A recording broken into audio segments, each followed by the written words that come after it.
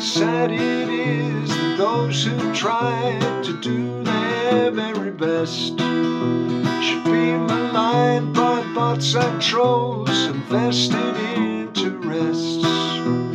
Our crazy idiots lie, cheat and kill, win the votes of the ignorant who celebrate until they realize they've been misled, fallen for the scams. Blame the poor unfortunates who've made it to their lands. Well, God won't bless America while it's in the devil's hand.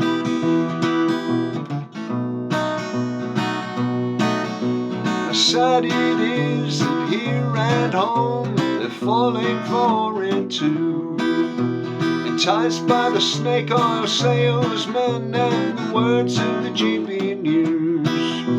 They look towards the stars and stripes to make them great again, fly their flags and paint their roads to celebrate, but then they realize they've been misled, fallen for the scams, and blame some poor unfortunates who've made it to their land.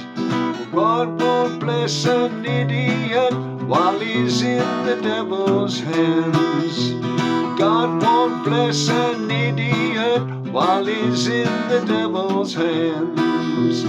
God won't bless an idiot while he's in the devil's hands. Oh, the devil's hands.